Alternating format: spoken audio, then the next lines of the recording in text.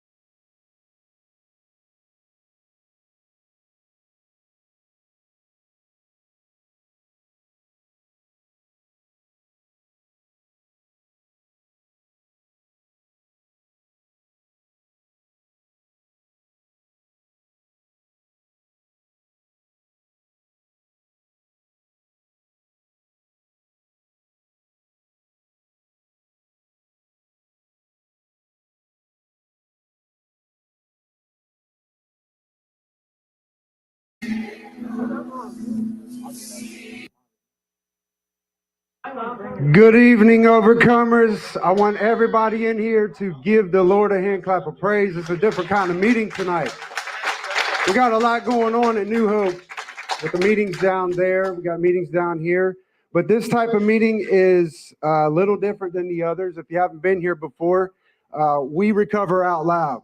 So I want to give everybody a shout out online as this is being recorded live at New Hope and Hope Shop Productions. And everybody give them a hand clap. Welcome everybody online. And I'm so glad that you came out tonight. We got exciting things going on tonight for you. We're going to start the meeting out like normal, but this is the end of the month. And at the end of the month, we always have a testimony lead. And I just can't wait for you guys to get exposed to this guy. So we'll talk more about that here in a little bit. But the word says that we are overcomers by two things: the blood of the Lamb and the word of your testimony.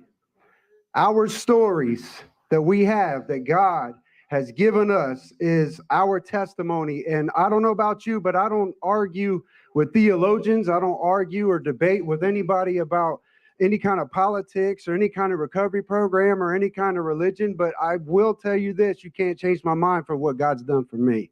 Can't nobody take your story. Can't nobody take my story. And I think that's our understanding of God today, that it's all individual, it's all unique, just as your fingerprint. And I'm so happy to hear what this guy has to say tonight. So we're going to open up. I want to introduce my partner in crime, Ronnie. He's going to come up and he's going to lead us in the serenity prayer. Hello, everyone. My name's Ronnie, a grateful believer walking in recovery from drugs and alcohol. If y'all could say the serenity prayer with me. God, grant me the serenity to accept the things I cannot change, the courage to change the things I can, and the wisdom to know the difference. Living one day at a time, enjoying one moment at a time, accepting hardship as a pathway to peace. Taken as Jesus did this sinful world as it is, not as I would have it. Trusting that you will make all things right if I surrender to your will, so I may be reasonably happy in this life and supremely happy with you forever in the next. Amen. Thank you. Amen. All right, so real quick, we only have 3 rules. 1, we are in the house of God down here, so we try not to cuss. I'm not perfect. We're not perfect. If you get a chance to share, just be mindful of where you are. This is a family environment, and we do have children here too. Number 2, be nice. And number 3, try to keep it to I statements in your story. We try not to crosstalk or give any kind of experience, strength, and hope outside of what you have to say about yourself. So at this point in the meeting, before we get started, I want to introduce someone who is very special to me, Kevin Belcher. He's coming up. He's going to do clean time. So it's clean time, guys. My God. Thank you, everybody. Hey, I'm Kevin, and we do celebrate clean time at this meeting. If you've never been to a CR or Christian recovery meeting, these coins are a little bit different. And I don't know which is which. Yep. 24. All right. Do I have anybody celebrating 24 hours today? Anybody? These ones here? Yeah. All right. Do I have anybody celebrating 1 month today? Come on up. Come on up. Praise God.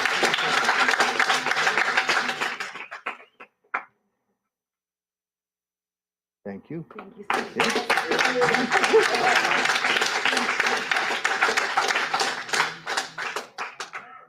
And thank you. Praise God.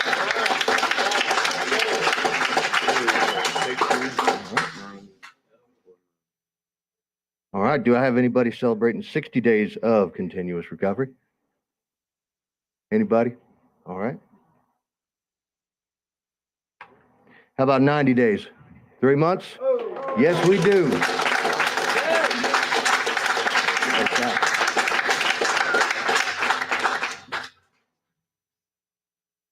Anybody else for 90 days?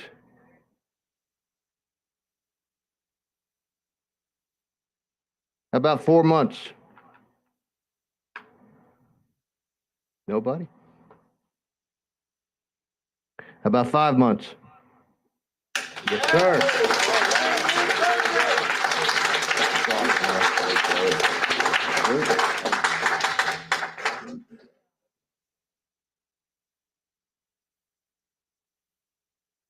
Anybody with 6 months of recovery? All right.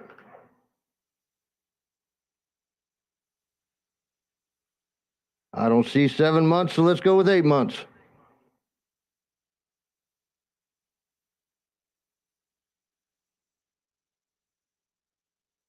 Nine months? 10? All right. That's awesome. Thank you. About 11 months of recovery. Anybody with 1 full year? 2 years? 3 years? 4 years? Come on up.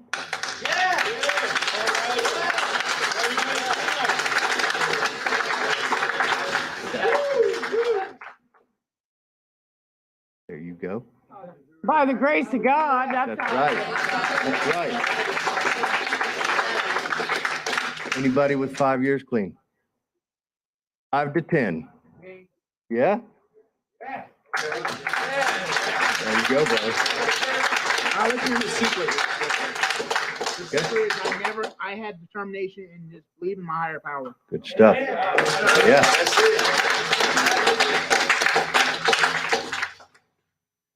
10 to 15.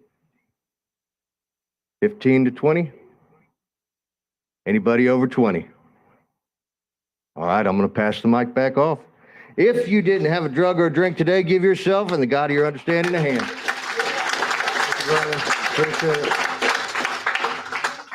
All right, guys. So I'm going to try to hold it together as I introduce this man that's going to come up and share his testimony, because I've had the privilege to work with this guy when he come and asked me to mentor him. And I've had the privilege to grow with this guy spiritually. He works a solid AA program. It doesn't matter, by the way, if you work in AA, Celebrate Recovery, we come together as overcomers in this meeting. We don't separate, but we recover together, and we recover out loud. So with that being said, there's a story that I like to tell you before I bring this guy up. And it's one of my favorite passages. It's also in the big book, as I work an AA program. And it talks about Jesus came to a man who was in his infirmities for 30 years. And there was an angel that came and would stir up the water. And when he came to stir up the water, if you can get up and go into the water, you would be healed. Jesus showed up to this man one day as he laid there on his mat, and he said, "Would you be made whole?" And he says, "I would love to, but every time the angel comes, someone else jumps in the water before me. I got no one to put me in the water. I got no one to help me in the water." He said, "I didn't ask you all that." He said, "Did you want to be made whole?" This man said, "Yes." He says, "Rise up, pick up your mat, and walk." And as he walked, he went into the synagogues and he testified of a man that told him he could be made well. And he picked up his mat and walked. And I was always baffled by that. What is that mat? Why is the man got to carry around a thing that held him down for years? And I realized, and when I met this man, he helped me understand this, that sometimes God won't pull us all the way out of our addiction and let it go, but he lets us now carry the thing that used to carry us to witness to somebody else. This man that I'm about to introduce you to has come so far in his walk with God and his walk in his recovery. I've never been so proud of somebody in my life. He's one of my best friends. And if you don't know what Hope Shots Productions is, every morning he gives you a wake up, that good spiritual fire for your soul. Wake up. And it's just amazing to me what he does in his writings and what he does. And I can tell you, he's the same guy that he's in here in church, that he's in the rooms, that he's outside. But I love this guy, and we're going to hear about how God changed his life. And I want you to welcome Wes Southers.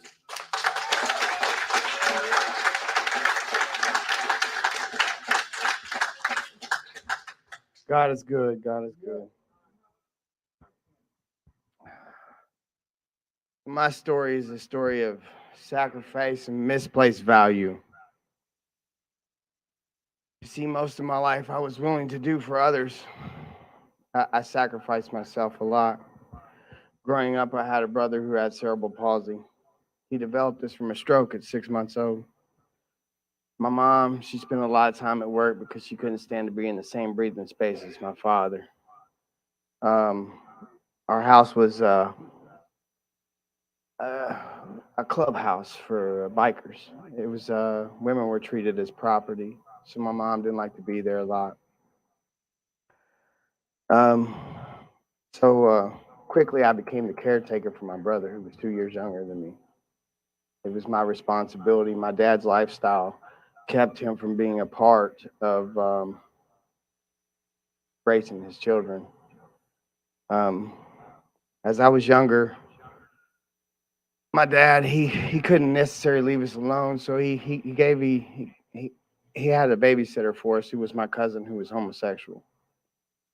And as I was about 4 or 5 years old, this was my first experience with drugs. My brother was being touched inappropriately by my cousin.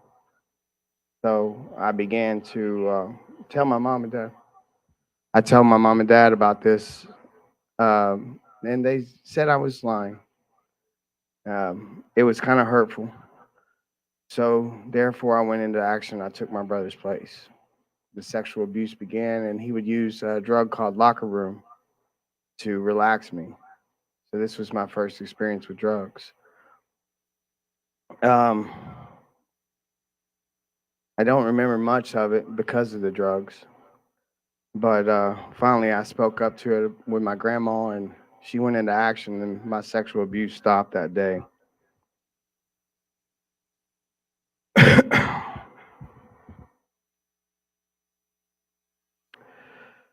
My dad, he was a very violent man, and he used violence a lot to get his way.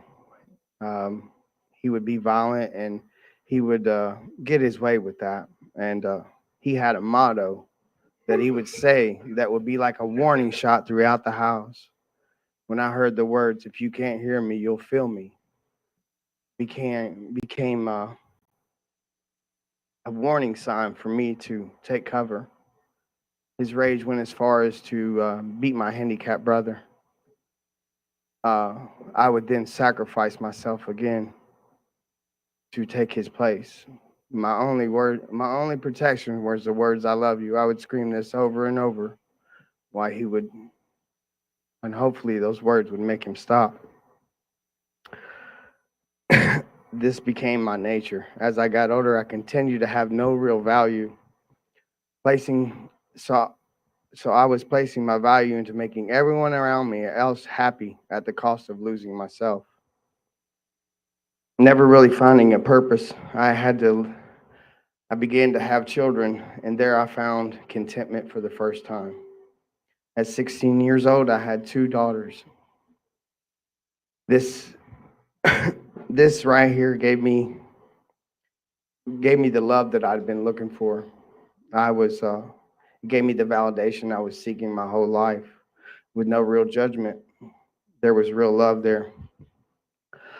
I was a father at 16 and began to live the very same lifestyle my father lived.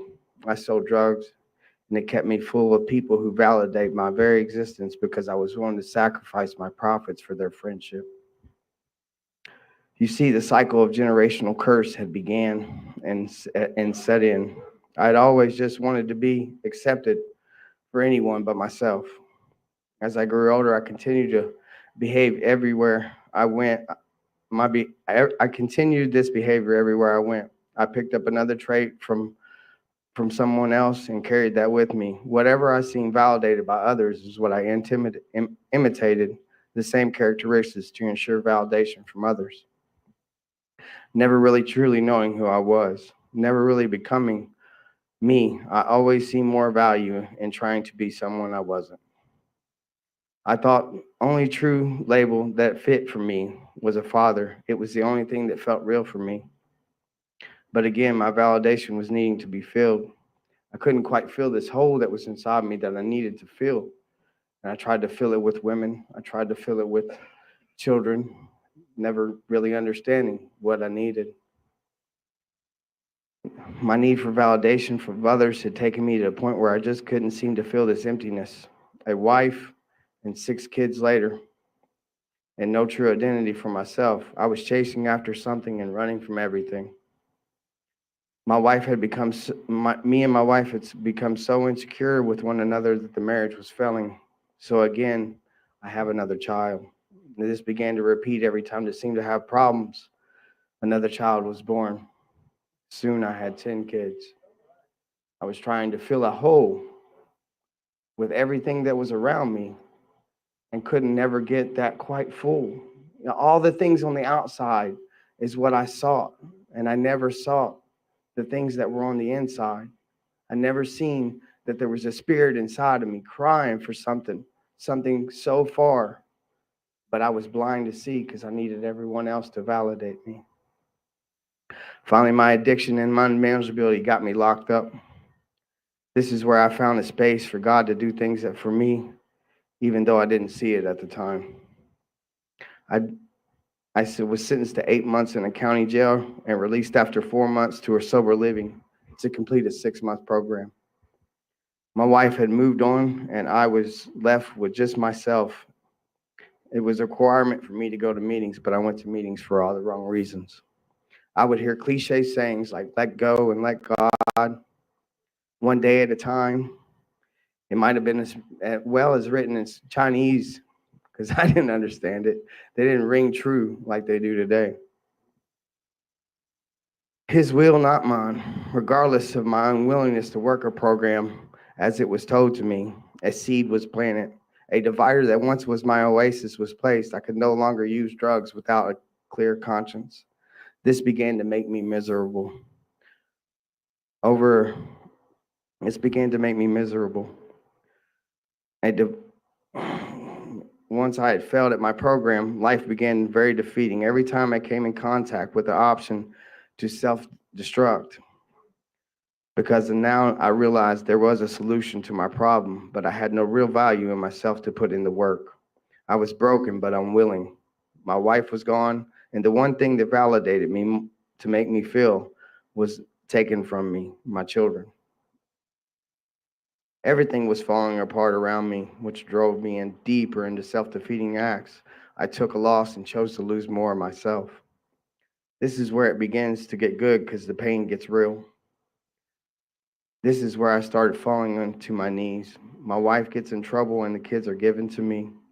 I went home. I got released from a county jail at 1 o'clock, and at 3 o'clock, CPS was calling me and told me, and I wasn't even supposed to be released this day.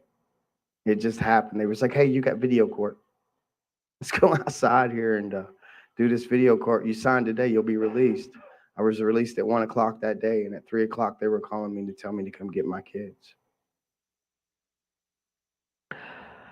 I had placed no real value to live, so I had no real place to live because of my addiction, so I had to take over her residence in order to keep our children. Luckily enough, I was clean when they gave me the kids because I was released from jail that day. Thank God. I had my kids, and for a while, never really able to get a grip on my addiction. I tried to, as functioning as I could, and with very little or no way of controlling myself for self-defeating purposes. I seen no other way to take care of my kids other than to sell drugs. I chose again to fall into this same pattern. Not long after I started doing this, my life became really unmanageable again, repeating the same cycle of insanity. I began to have to call on my wife to say, hey, can you come watch the kids? I got to go take care of business. And there was a no contact order been placed by CPS. At this moment is where pain starts to set in. Her boyfriend had taped the incident where they were watching the kids, sent it to CPS, and then they came and took my kids.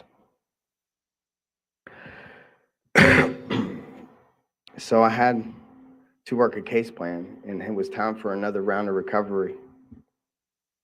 Doing that addict math, I can use this day and be clean by this day. I did that. But watching my kids being hauled off was such a real pain, and I couldn't deal with reality. So I had to deal with it the best way I could. Somehow, by the hope of manipulation, deceit, and conful ways, I managed to successfully complete my case plan.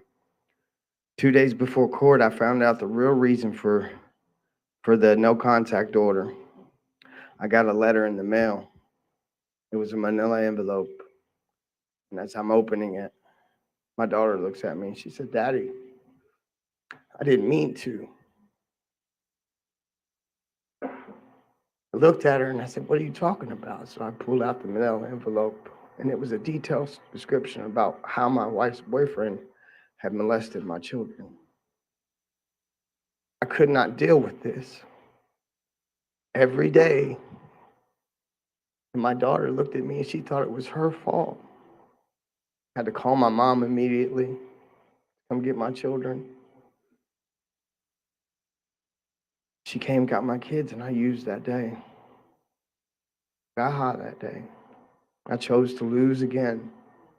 I chose to fill myself with something that was never going to fill me. But I began to fall. The closer I got to achievement, I couldn't handle reality, so I chose to take my kids to my mom and give shared parenting to her, and she had controlling custody over my kids.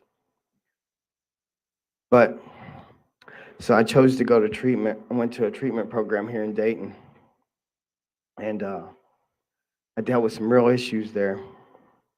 This is where I had my very first spiritual awakening. I had a call. It was an emergency call, came across the phone. I was in the treatment facility, and they said, "It's an emergency. You have a phone call waiting for you." My mom was on the line, and my daughter had tried to commit suicide. I wanted to leave immediately. I wanted to run to my kids. I wanted to leave. It was a 90-day program. They told me if I left, that I would have to start back over. I was frustrated. I was mad. I went to my room. I had a roommate at the time, and he liked to listen to Christian music. I think there's a radio station here in Dayton. I can't think of the name of it. K-Love. Yeah, that's it. It was playing on the radio. He said, as I walked in the room, no explanation of why I was upset or why I was crying. He said, sit down, relax, and listen to music. I'll close the door. Now, see, I'd had this saying since I walked into the rooms of this place. My very first day in detox, I would say to myself, God makes no mistakes. I never heard these words. I never opened an AA book in my life. It always rang true to my heart. You know, these words, God makes no mistakes. And I would say this to myself over and over and over as I would slowly, gradually go through this program. See, the same place that I went to treatment was the same hospital my father was born in, and I found that out there. And I went into my room, I closed the door, and the music just stopped right in the middle of the song. And a voice came over the radio, and it said, God makes no mistakes. Be still. Everything's going to be okay. And I was instantly relieved. The next day, I was in group, and I shared this with everyone in the group. And my roommate remembered nothing of the conversation. He had no idea that what I was talking about. He's like, what are you talking about? I don't even remember turning the radio on. And then I knew it was God. And I was in the right place. I couldn't believe this had occurred. I was in the right place in the right time, right where I should be. Graduated from that treatment program and went to a sober living program. A few weeks, missed an appointment to see my nurse because I'm still unmanageable. So I had to stay late one day, and as I walked in there was this girl sitting in there, and I was irritating having to wait an extra 3 hours to see the nurse because I had to take the very last appointment. And she pulled these keychain out of her purse, and it looks similar to a sex whip. So I was like, oh yeah? She was like, yeah, if you don't get that look, I hate life look off your face, I'm going to spank you. And I was like, checks out. It was amazing the way she made it all go away. The irritation was lifted, we exchanged Facebooks and numbers and began to talk regularly. I attended meetings almost every day at this point. I would call her instead of my sponsor most of the time, because she had this ability to take my perception and make it into a realistic and acceptable perception for me. I've met a few people in my life that could do that for me. We began to date, and no longer after I attended meetings, I started to attend Ashley. That was her name. She became my program. Most of the time, you wouldn't even know she was in the program. She kept to herself. She wouldn't talk to anyone but a few select people. One day, she took me to a place called DeSoto Bass. She said, "This is where we're going to live after we graduate." I looked around and I was like, there's no way. It's like, it's full of drug dealers and people who are suffering. And she said, "Stop, wait." And she fixed her hands like this. Stopped. Right on a woman and her 2 sons playing ball. And she said, "You missed that. Do you see that beauty right there? That's just a woman spending time with her kids. You've seen all this, but you didn't see that." This was funny how she could just change my perception like that. And I said, "You're right. You're right." And I stopped spending time with. She said this, "Look at the woman concerned, not a worry in the world, spending time with her children." It was beautiful how she could turn tragedy into beauty, chaos into peace. I fell in love with that idea. She validated me and my existence in every way. Problem was, she never really worked on herself or her own issues. Our compatibility was a healing process. We were both broken to a point where our compatibility was a healing process. You know, we were both falling in love with the idea of getting better together, but not really ever healing or working a program. Our programs were each other. She was working a case plan for her daughter, and she had to get it extended because after we graduated the program, we moved back to my hometown in Sydney, Ohio. This seemed to be affecting her a great deal. She would be upset most of the day and be alone in that apartment. We lived on the 6th floor. I would get home from work and quickly she would fall into a happier mood when I got home. I bought her a kitten. It was a blue Russian cat.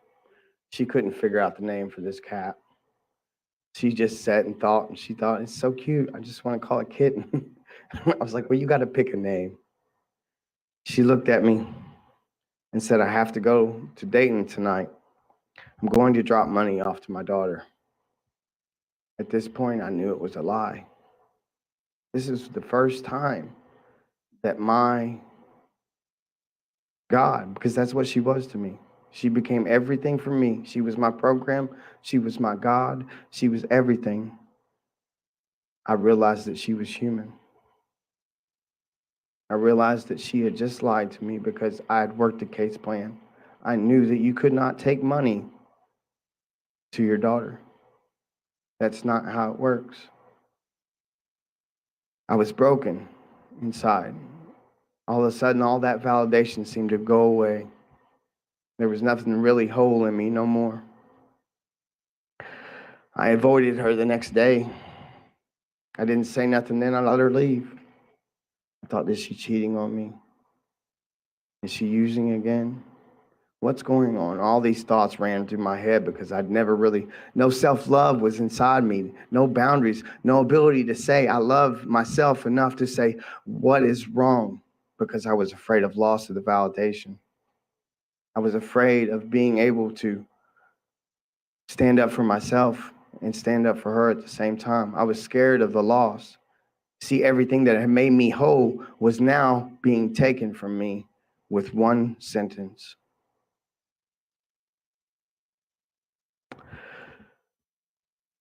I had went to bed before she got home. It was quite late when she got home. I avoided her the next day.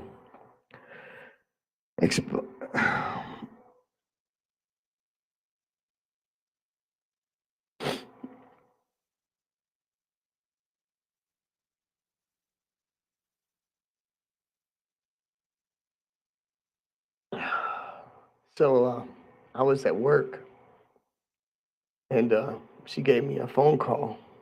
I called her on, we called every day. I worked 7 days a week at a factory up there. And I was at work. It was a Saturday. Or no, it was a Sunday. It was 2 days after I got her the cap. And it was 12:30. Thank you. It was 12:30. And I started to call her on my lunch. And this is where I decided to finally stand up for myself. To say, hey, why are you lying to me? She said to me, I'm not lying. But I knew better. When she finally tells me the truth about 25 minutes into the conversation that she had went to see someone to pick up. I said, I'll be home shortly. Please don't do anything. Please don't do anything. She said, I'm not. I wasn't allowed to have my phone on the floor. As I put my phone in the locker, it dings. I put it in. You see, I chose to have this conversation away from her because I didn't love myself enough to do it in front of her. I didn't hold on to the idea that we needed to. I didn't have enough self-love because I didn't work a program. I didn't work on myself. And she was running on fear.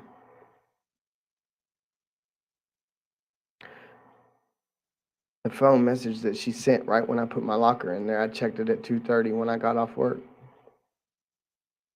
It said I was devastated.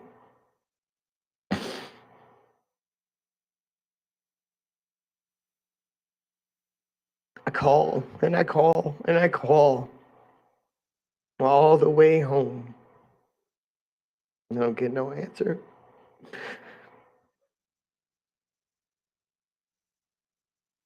I walk in.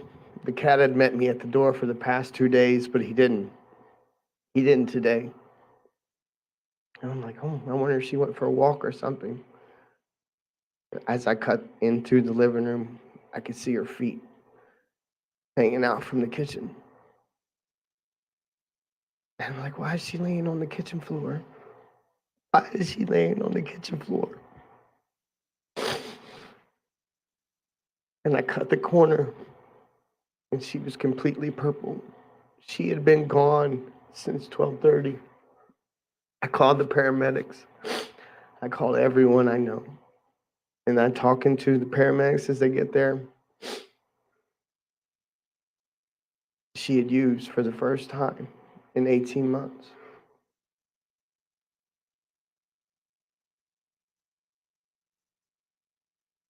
That was heartbreaking. As the paramedics carried her out the door,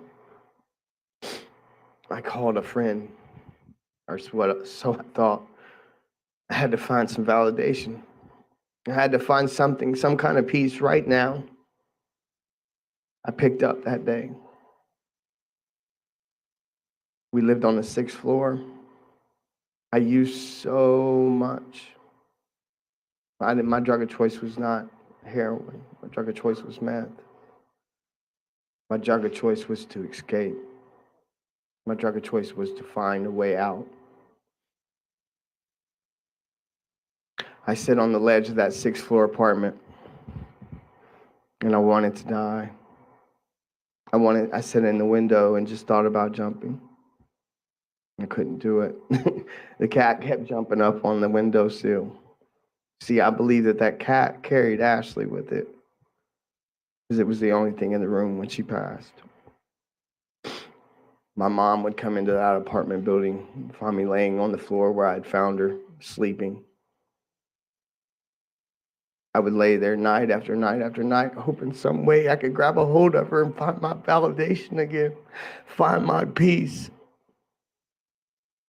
I was lost. I had no way people would call me. I had friends, tons of people that I went to recovery with down here that would call me repeatedly and beg me to come back.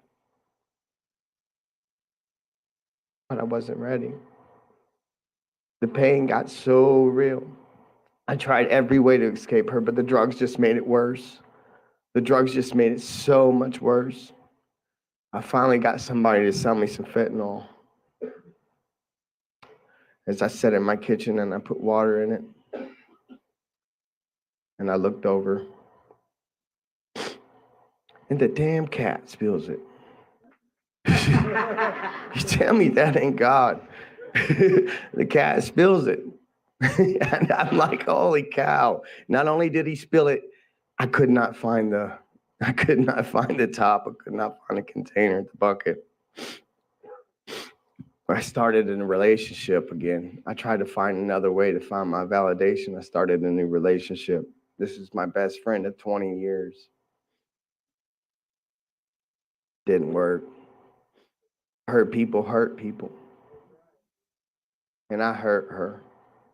I was in so much pain, and she just wanted to heal me. I supplied her drug habit, so we gave each other the things we needed.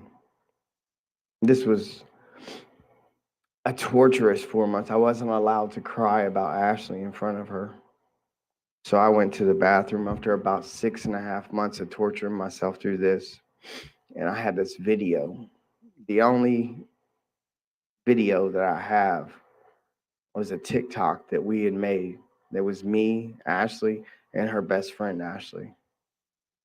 And we made a TikTok of these cops were pulling somebody over, and we made the bad boys, what you gonna do? We made this TikTok, and that was the only way I could hear her voice. So I was listening to it. My phone rang. It was the Ashley girl in the video. I had spoken to her in 7 months. I had not talked to her. I picked up the phone. She said, "Hi, how are you and Ashley doing?" She didn't know. She had been locked up for a while. She had probably 60 days clean. She was in a program. And she said, I had to tell her that her best friend was no longer with us and what was going on with me. She said, "Let me bring you into recovery." I said, "Nah." She calls and she called and she called days after days. And finally I caved and I said, "Yeah, come get me." And she was like, "All right, I'll be there on Friday." She called on Friday. She's like, "I'm on my way." I said, "Hold up. Wait till Monday." I still got drugs in my pocket. That's not what I said. Monday came along. I said, "Wait." Tuesday came along. I said, "Wait." Finally I was honest and I said, "Hey, I got about 9 grams of dope left. When that's gone, I'll be ready." And she's like, "Okay." So Friday came along and she said, "I'm coming to get you. I don't care if you're ready or not." And I didn't get the message. The girl that I was living with did. She woke me up with my phone, smacked me across the face and said, "Hey, your girl's coming to get you."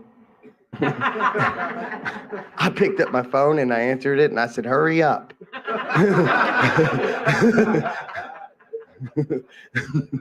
I packed my stuff and I went to my mom's. I sat there for 4 or 5 hours and I was sitting on the steps and I wanted to pick up the phone and call her and say, "Hey, come get me." Because I knew that I wanted to get one more in. One more. I had to get one more in. And I was sitting on the steps and I was texting this girl that I'd been with. And my son, he comes up and he grabs the phone from me and he takes it down and he sets it down. He looks at me. He says, "Dad, I've never seen you lose at anything. How are you going to let this beat you?" Tears hit my face. This young man, he's only 8 years old. He came outside with this shirt. He said, "Dad, it doesn't fit me no more, but it'll fit you." And then he gave me this shirt to take with me. If that's not God talking through that boy, I don't know what else is.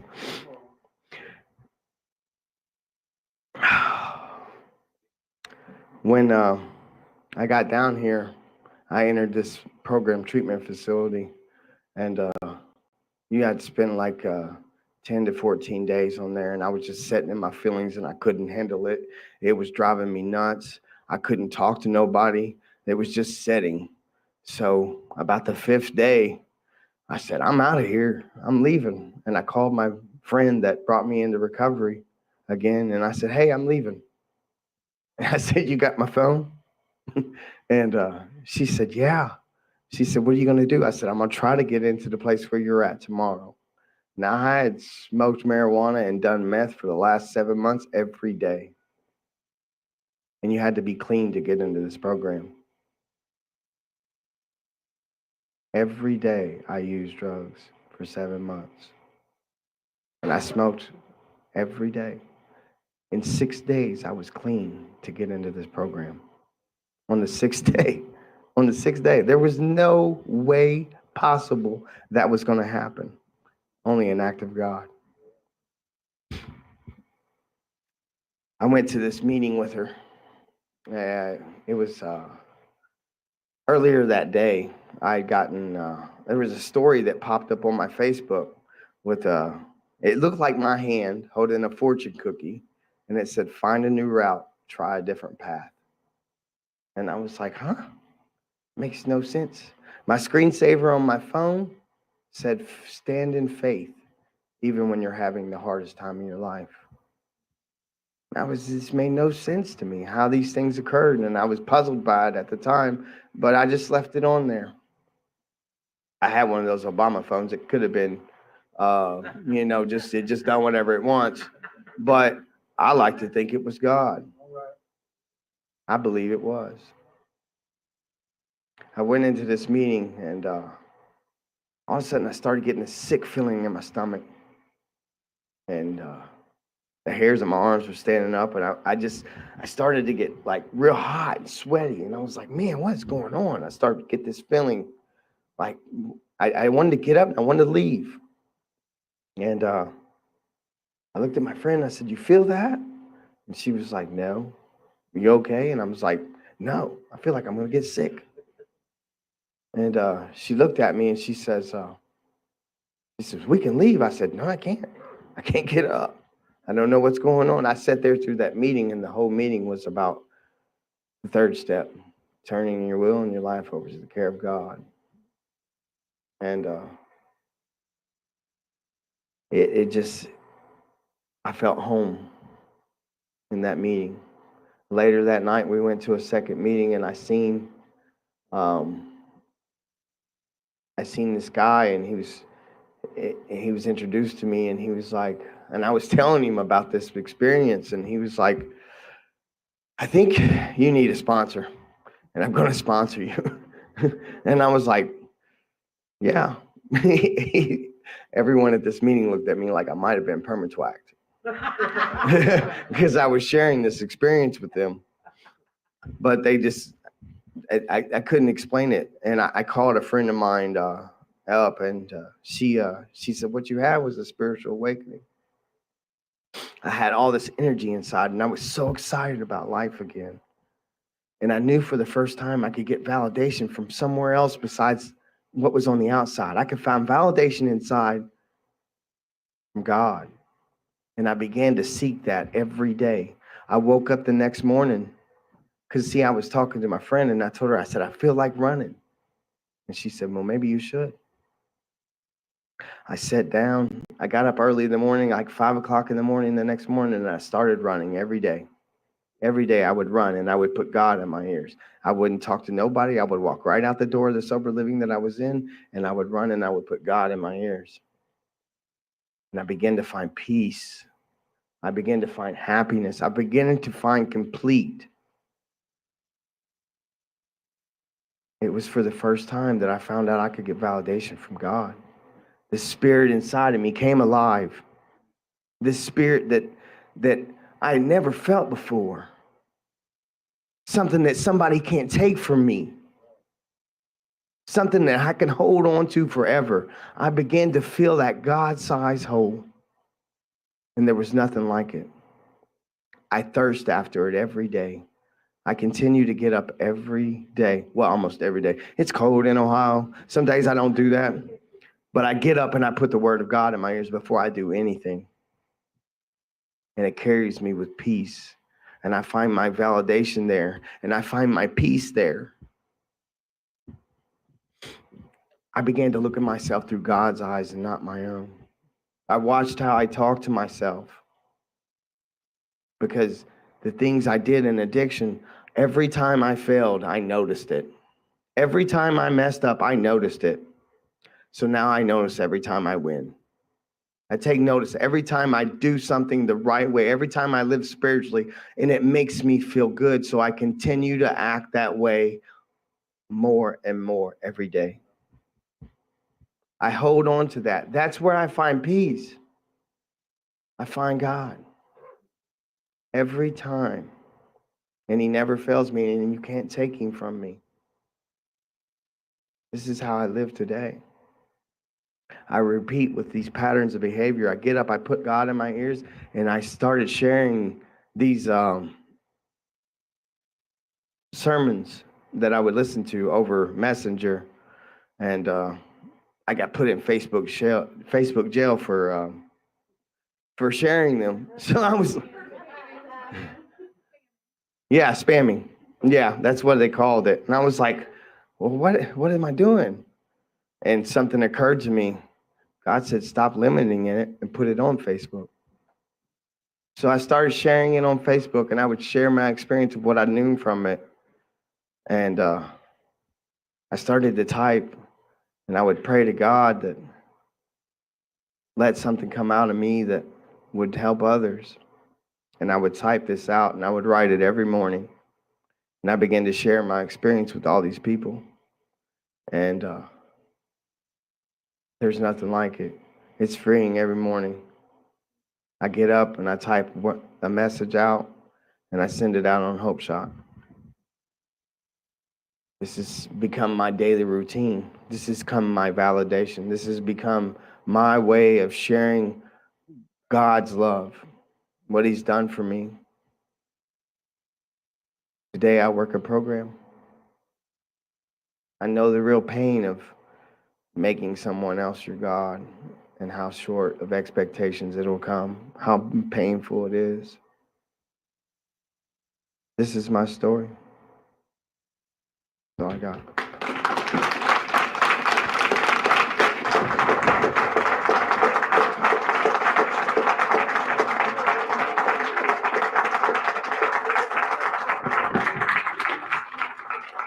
Wow.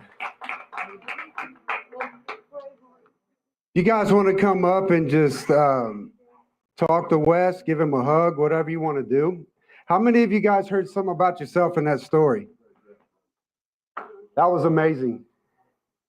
So come on up. If you want to ask questions, give Wes a hug, meet him. I loved it, brother. You did such a good job. I could share something in that story with that relates to, I think, all of us. Is some point in our life, I think we start to put things before God, right? Broken hearts, relationships. I've seen broken relationships take people out quicker than anything. But what a testimony about the one that can fill that void. It's amazing. So if you haven't had a chance to read any of his posts, he posts it online on Hope Shot every day. You guys try to support him and help him. And we've got about 6 minutes, so I want to take the time. If anybody has any questions they want to ask Wes about how he walks his walk today with God, or have anything they want to say, maybe something touched your heart and you just want to share for a second, we got time for a couple people. Does anybody have anything they want to share on Wes's story? Ronnie does. Yeah, Wes, man, brother, just hearing your story, man, because I tried to everything in the world to get validation for, you know? And I relate to you with going into treatment because I had a bad day one day, and my brother that I met there introduced me to K-Love. And I said, there ain't no way I'm listening to Christian music. I don't know what you're talking about. You know what I mean? Like, I'm over here listening to rap. And he's like, no, listen to it. And one of the first songs I heard was Lauren Daigle, You Say, because I didn't find worth in myself at the time or throughout my addiction. And K-Love touched my heart too, brother. I love you, man. Anybody else have anything you want to share? I'm Alec, and just, I've been struggling a lot with my faith. And I actually felt him in this room tonight. It has changed, and it has changed something in me tonight, hearing your story. And I just want to thank you for that.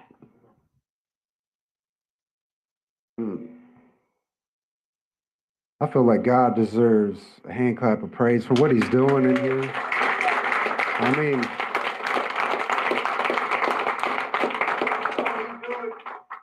whew. Anybody else? Sorry if I get emotional. I am struggling a lot personally right now, in my walk and in my addiction. Finding validation in others I've struggled with my whole life. So to hear someone like you deal with all of this and come through it, it just really spoke to me. I felt like you were talking directly to me, you know. So I just appreciate you sharing all of that. It helped me a lot tonight. Thank you. That's amazing. Anybody else?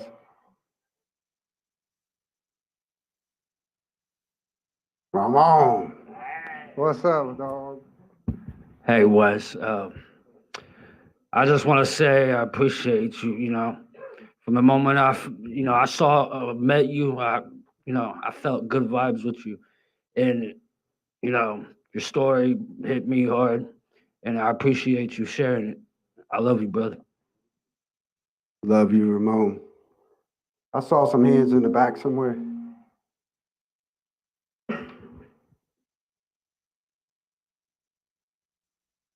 Well, I'm Joe. I've been very fortunate to hear the story a couple times. It never gets any easier each time I hear it, but I'm very grateful to hear it because it reminds me that I'm not the only one that has problems, you know, and that there's other people that overcome these problems, and I'm very grateful to hear. So thank you.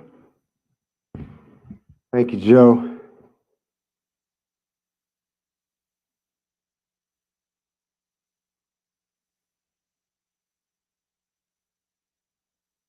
You know, I just wanted to say that 12th step is always having had a spiritual awakening, you know, and a spiritual awakening is so powerful, and everybody and anybody can receive it because it's absolutely free. That's fire. Got time for one more.